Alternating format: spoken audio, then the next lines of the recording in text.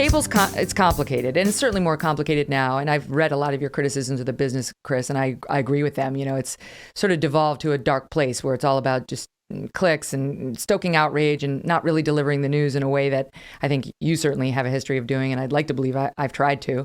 And Eliana, you were at Politico and now with a Free Beacon. Politico's left-leaning, it is, and Free Beacon's right-leaning. And can you just tell me, because our EP, Steve Krakauer, I didn't actually realize this happened to you on CNN, because you were also a CNN contributor at the time. So what happened? I had a wonderful time at Politico. I really have only kind things to say about them. But I was ready for a new challenge, and I was at the time a CNN contributor for 2 years. And the day I announced that I was leaving to go run the Free Beacon, which, by the way, I'm not into the category checking, but I'm the first woman to be the editor-in-chief of a conservative magazine. So it wasn't nothing. CNN told me we're not renewing your contract. Wow. And I think it's pretty clear they've become an arm of the Democratic Party, and there's just no room on the network for, I think, intelligent conservative voices. I don't know how Mary Catherine Ham does it, because she's one. She's holding on. I love her. I want to sort of go by with the flowered van and get her. But I'm sure it helps pay the bills. And Mary Catherine Ham is such a lovely and sympathetic person. Even CNN couldn't. The other MK, we love you too. That's right. Yeah, we love her too. So, and that leads me to you, my friend Stirewalt, which is, you left Fox News. I was so sad to see it happen. And for the record, I knew you were busy and you weren't paying attention to our podcast. But one of the other people I love is Steven Crowder. His episode remains hugely popular in our archives, by the way. He was coming after you pretty good after the election in the Arizona call, saying Fox News called it. It wasn't about you. It was about the decision desk. They called it too early. And I was battling right back saying, you got to know these guys. They're the utmost professionals. I trust them. And you've been proven right. Now, people could still say it was too early while still not arguing with the result. I don't want to get back into all that. I do want to get into what a headline I saw that made me feel sad, which you said it was heartbreaking and humiliating when a month later, Fox fired you. And it was heartbreaking for me too. Can we just talk about that? That was an interview. I was taken by surprise in an interview with Australian Broadcasting, talking about what was going on in the 2020 election. And I had to talk about what it was like to have to tell my sons. And it was hard. I was not the only person who lost a job in the past year, and it was hard for all of them to lose a job. To get fired sucks. Nobody likes it. But do so in the public eye too, I think, is extra hard. Yeah, but you know what? God is good all the time, and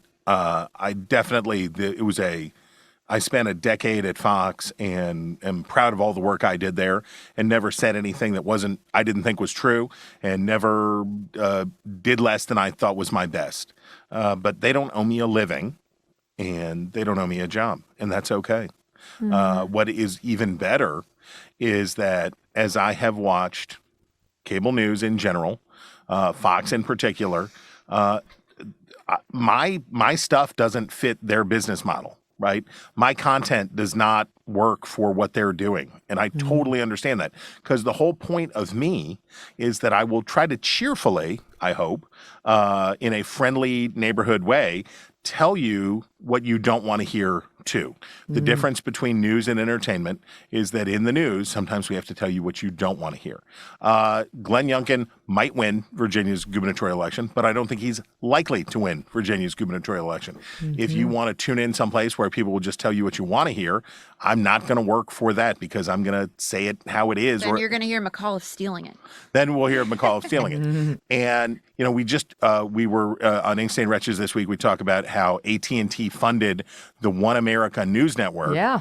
And put all this money behind OANN to be a competitive Fox. So here's AT&T, parent company of CNN, putting money behind this goofball Can I say half-assed on your show? Yeah, I some guy's yelling at me for saying "fucking" on the podcast yesterday. I'm like, Oh, okay, buddy, you got to then go check the archives. Whoa, I'm so glad I didn't know I could use that word. No, until right now. don't encourage her. Don't encourage her, Megan. But so here's this half-ass network that is not doing a good job and not trying to tell the truth and all that stuff. And it was relatively cheap for AT&T to fund them to dump this hot garbage out into the space. So I guess my point is, if you would have told me that you and I would get to do what we did, that I would get to be on your show, that we'd get to do all those debates and do all that stuff and go around the country and do those things, that I would sit down in a movie theater one day and there'd be Charlize Theron playing you and me in a split screen with her, I would have said, there's no way that could ever happen. Who am I but a simple country pundit? And we did it. And it was great, and it was fantastic. And now this is fantastic, and it's all fine, and it will all be okay. I love the way you describe that. That's how I see you too. And I think, unfortunately, people took out their rage about Trump's loss on you and to some larger extent, the Fox decision desk, which has a lot of people, by the way. It's not just Chris. I mean, like, I don't know why Chris It's the great Arnon, or as we call him now, Q Arnon.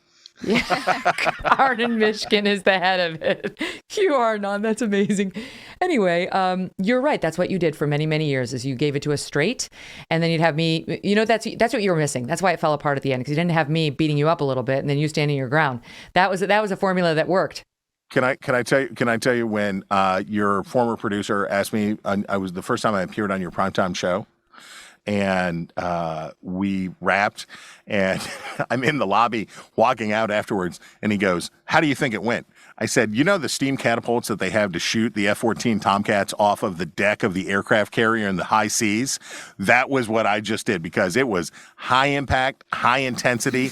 You bring the heat, sister. You bring the heat."